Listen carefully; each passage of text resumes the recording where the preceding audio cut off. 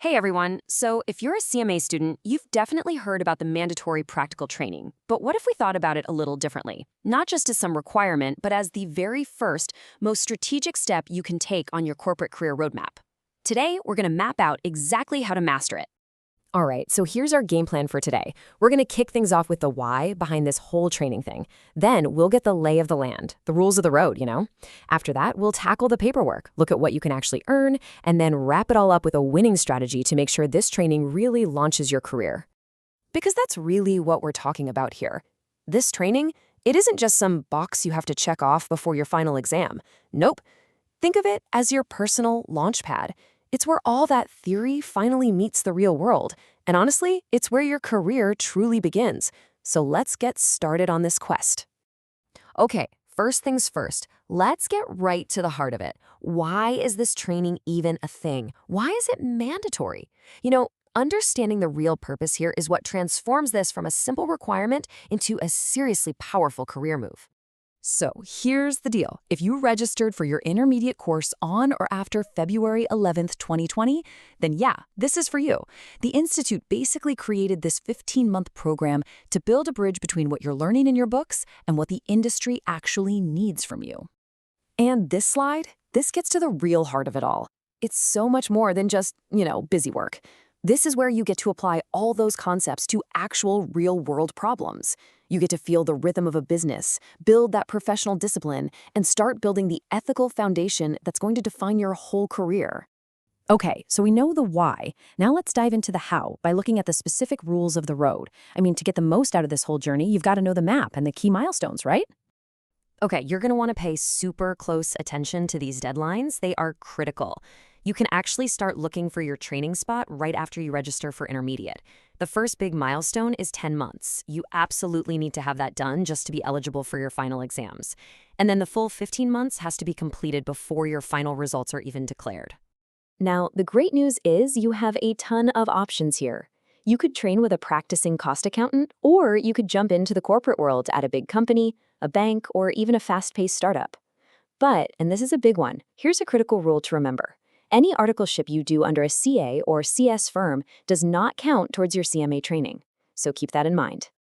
All right, this next part is so important.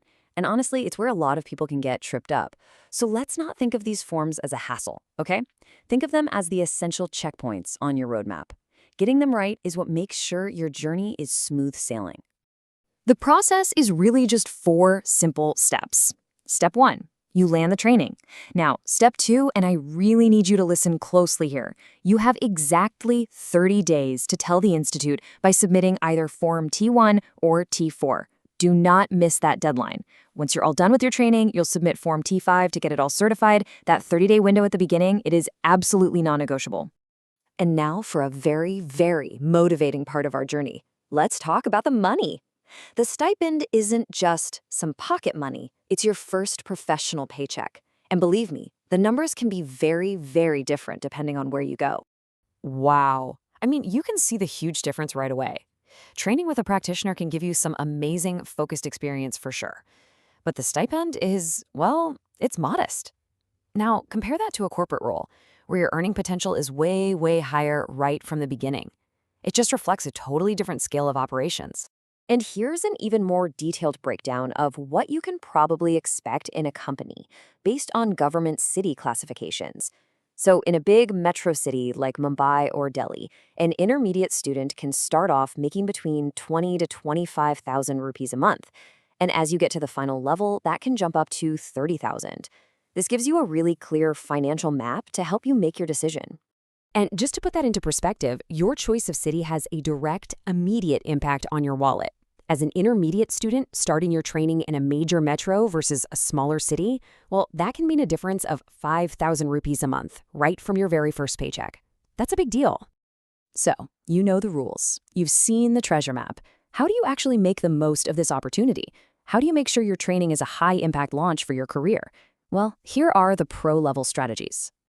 Look, if your main goal is a strong corporate career, the strategy is pretty clear. First, really try to prioritize corporate training. The exposure you get to complex systems and bigger teams is just invaluable.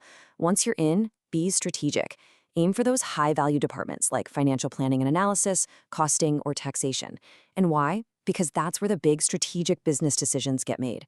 And finally, the basics. Start your search early, keep your paperwork organized from day one, and always, always remember to focus on what you can learn. At the end of the day, if you take just one thing away from this, let it be this. Your marks are what get you in the door, but it's your skills that are going to build your career. Your knowledge from the books is the foundation, sure, but your real-world exposure is what will make you a truly valuable professional. And this training, it's your first and best chance to build all of that. So, with this guide, you now have a really clear roadmap to navigate your CMA practical training. See, it's not just some item on a checklist. It's the very first chapter of your professional story. The only question left is, where are you going to begin?